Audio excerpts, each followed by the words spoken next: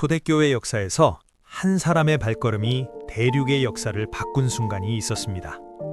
아시아를 넘어 유럽으로, 유대 세계를 넘어 헬라 세계로. 오늘 우리는 사도 바울의 제2차 선교 여행을 따라갑니다. 이 여정은 사람의 계획이 아닌 성령님의 직접적인 지시하심으로 시작된 여행이었습니다.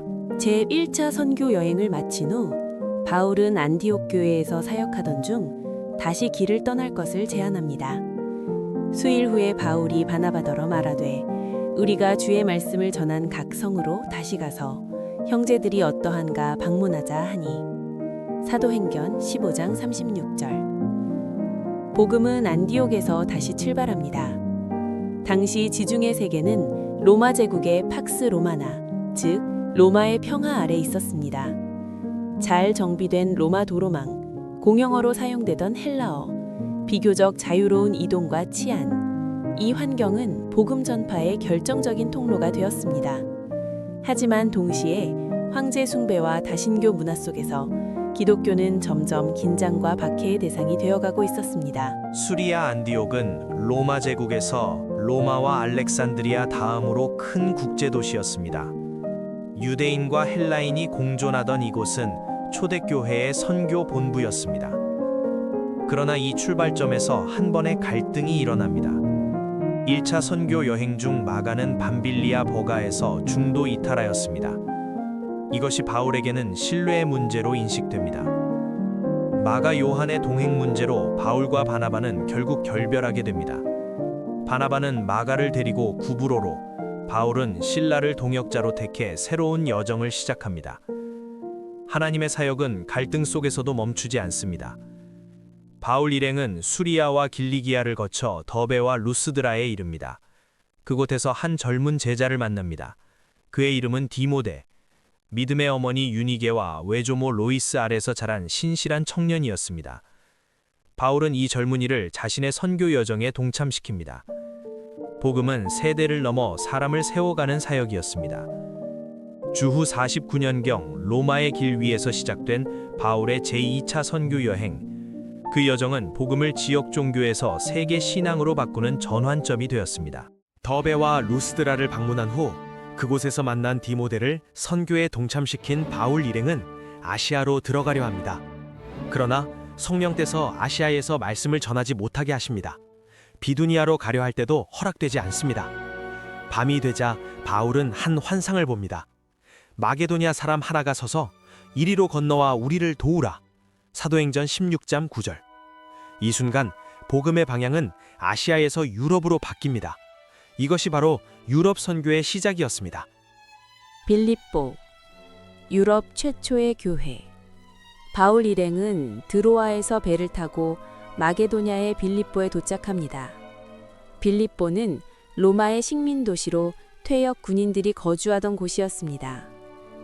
안식일, 유대 회당도 없던 이방 도시 빌립보에서 복음은 한 여인의 마음을 엽니다. 주께서 그 마음을 열어 바울의 말을 따르게 하신지라. 사도행전 16장 14절. 자주 옷감 장사 루디아가 복음을 받아들입니다.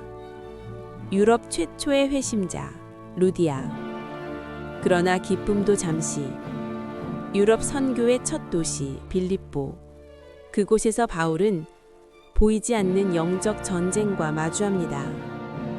점치는 귀신 들린 여종 하나가 우리를 따라오며 외쳐 이르되 이 사람들은 지극히 높은 하나님의 종으로서 구원의 길을 너희에게 전하는 자라. 사도행전 16장 16절. 그녀의 말은 맞았지만 그 출처는 귀신이었습니다. 며칠 동안 바울이 일행을 따라다니며 소리를 지릅니다. 바울은 돌아서서 말합니다. 예수 그리스도의 이름으로 내게 명하노니 그에게서 나오라 하니 귀신이 즉시 나오니라. 사도행전 16장 18절. 귀신은 떠났지만 여종의 주인들은 분노합니다. 돈벌이가 끊겼기 때문입니다. 귀신 들린 여종 사건으로 바울과 실라는 고소를 당하고 감옥에 갇힙니다. 감옥에서 매를 맞은 후 한밤중에 바울과 실라가 기도하고 하나님을 찬송하며 이에 갑자기 큰 지진이 나서 사도행전 16장 25절 26절. 간수는 떨리는 음성으로 고백합니다. 그들을 데리고 나가 이르되 선생들이여 내가 어떻게 하여야 구원을 얻으리이까 하거늘 이르되 주 예수를 믿으라 그리하면 너와 내 집이 구원을 얻으리라 하고 사도행전 16장 30절 31절. 이 말씀은 빌립보 감옥의 간수가 바울과 실라에게 한 질문과 그에 대한 복음의 핵심 응답입니다. 이렇게 고난 속에서 유럽의 첫 교회가 태어납니다. 대로 위에 선포된 복음 데살로니가.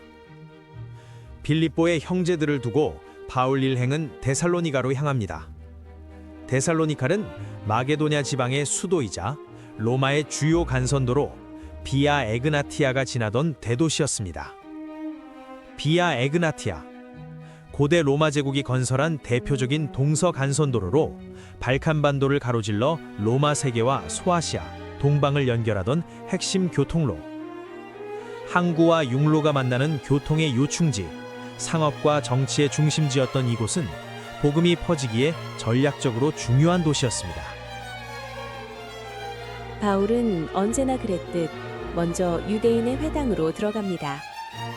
바울이 자기의 규례대로 그들에게로 들어가서 새 안식일에 성경을 가지고 강론하며 뜻을 풀어 그리스도가 해를 받고 죽은 자 가운데서 다시 살아나야 할 것을 증언하니라.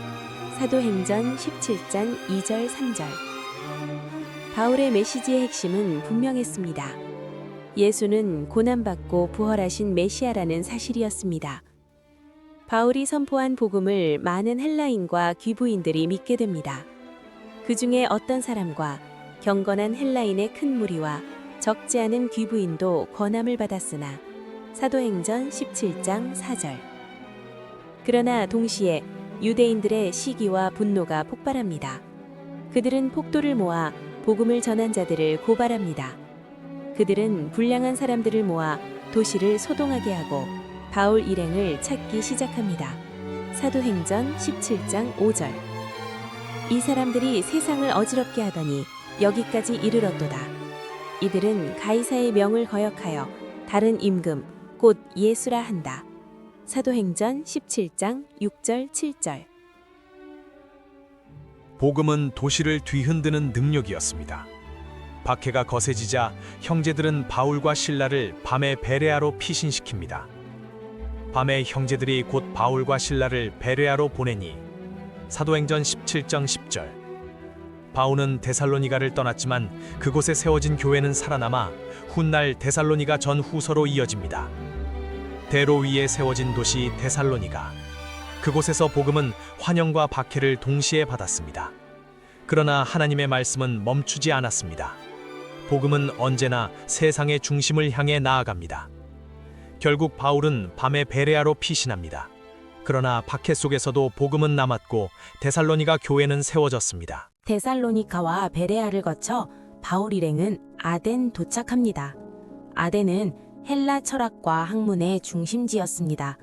아덴을 둘러보던 바울은 도시 전체가 우상으로 가득한 것을 보고 마음에 깊은 격분을 느낍니다. 그 성에 우상이 가득한 것을 보고 마음에 격분하여 사도행전 17장 16절. 그는 회당과 시장에서 유대인과 헬라인에게 복음을 전합니다. 아레오바고로 초청됨. 에피쿠로스와 스토아 철학자들은 바울의 가르침에 관심을 보이며 그를 아레오바고로 데려갑니다. 아레오바고는 전쟁의 신 아레스에게 바쳐진 언덕이라는 의미이며 아테네의 정치, 사상 중심지. 내가 말하는 이 세 교훈이 무엇인지 우리가 알 수 있겠느냐? 사도행전 17장 19절. 철학의 최고 무대에서 복음이 선포될 순간이었습니다. 아레오바고 설교. 바울은 이렇게 말합니다. 너희가 알지 못하고 위하는 그것을 내가 너희에게 알게 하리라. 사도행전 17장 23절. 바울은 창조주 하나님과 예수 그리스도의 부활과 심판을 선포합니다. 그가 정하신 사람으로 하여금 천하를 공의로 심판할 날을 작정하셨음이라. 사도행전 17장 31절. 이 말씀은 아덴 아레오바고에서 사도 바울이 헬라인 철학자들과 시민들 앞에서 하나님을 소개하며 전한 설교의 핵심 구절입니다. 바울은 헬라인들을 정죄하지 않았습니다. 대신 그들이 익숙한 철학의 언어로 다가갑니다. 헬라 철학은 우주는 어디서 왔는가? 존재의 근원은 무엇인가를 물었습니다. 바울은 말합니다. 그 질문의 답은 추상적인 개념이 아니라 인격적인 하나님이라고. 헬라 철학이 지도라면 바울의 복음은 실제 목적지입니다. 지도는 방향을 가리키지만 도착하게 하지는 못합니다. 바울은 철학을 부정하지 않았습니다. 그러나 철학을 넘어 부활하신 예수 그리스도를 선포했습니다. 창조주 하나님, 예수 그리스도의 부활, 심판과 회개, 사람들의 반응은 엇갈렸습니다. 조롱하는 자도 있었고 믿는 자도 있었습니다. 몇 사람이 그를 가까이 하여 믿으니. 사도행전 17장 34. 철학의 도시 한복판에서 복음은 조용히 그러나 분명히 씨앗을 뿌렸습니다. 그중 디오뉴시오와 다마리는 아레오바고의 관원으로 바울의 복음을 듣고 회심한 사역의 열매였습니다. 이렇게 복음은 지성의 중심에서도 선포되었습니다. 바울의 선교 여정의 마지막 목적지는 고린도. 고린도는 부유하지만 타락한 항구 도시였습니다. 서기 50년경 사도 바울이 도착한 곳은 당대 로마 제국에서 가장 화려하고 역동적인 도시, 바로 고린도였습니다. 펠로폰네소스 반도의 좁은 목, 즉 지협에 위치한 이곳은 이오니아 해와 에게해를 잇는 두 개의 항구를 가진 국제 무역의 중심지였죠. 하지만 풍요로운 부의 이면에는 고린도인처럼 행하다라는 말이 음란하다라는 뜻으로 통용될 만큼 지독한 타락과 우상 숭배가 가득했습니다. 고린도는 지형적으로 매우 독특합니다. 남북으로 육로가 통하고 동서로 해로가 교차했기에 온갖 인종과 문화, 종교가 뒤섞인 용광로 같았죠. 아프로디테 신전에는 1000명의 사제가 있었고 아크로고린도 언덕 아래로는 끝없는 유흥이 이어졌습니다. 바울은 이 거대하고 차가운 세속의 물결 앞에 홀로 서 있었습니다. 아테네에서의 지성적인 변론이 큰 열매를 맺지 못한 채 이곳으로 내려온 그의 마음은 떨림과 두려움으로 가득했습니다.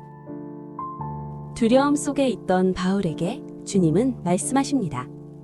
밤에 주께서 환상 가운데 바울에게 말씀하시되 두려워하지 말며 잠잠하지 말고 말하라. 내가 너와 함께 있음이라. 사도행전 18장 9절. 그때 하나님께서 예비하신 만남이 있었습니다. 로마의 추방령으로 고린도에 온 아굴라와 브리스길라 부부였죠. 바울은 그들과 함께 천망 드는 일을 하며 생계를 유지하고 안식일마다 회당에서 예수가 그리스도임을 증언했습니다. 마침내 실라와 디모데가 합류하며 동역의 힘을 얻었지만 유대인들의 거센 반대와 핍박은 더욱 거세졌습니다. 포기하고 싶던 그 밤, 주님은 환상 중에 말씀하십니다. 두려워하지 말며 침묵하지 말고 말하라. 이 성 중에 내 백성이 많음이라. 사도행전 18장 9절. 바울은 그 약속을 붙잡고 고린도에 1년 6개월을 머물며 복음의 씨앗을 뿌렸습니다. 항구의 짐꾼부터 로마의 고위 관리까지 죄로 물든 도시의 영혼들이 십자가 앞에 거꾸러졌습니다. 훗날 바울이 쓴 고린도전서 13장의 그 아름다운 사랑의 찬가는 어쩌면 가장 사랑이 없던 도시 고린도에서 가장 치열하게 사랑을 심었던 그의 눈물 젖은 고백이었을지도 모릅니다. 제2차 선교 여행은 이렇게 마무리됩니다. 바울의 제2차 선교 여행은 단순한 여행이 아니었습니다. 성령의 인도, 유럽 복음화의 시작, 교회의 확장, 그리고 오늘 그 복음은 우리에게까지 이르렀습니다. 하나님의 구원 역사는 한 사람의 순종에서 시작되었습니다. 복음은 가장 어두운 도시에서 가장 깊게 뿌리 내립니다.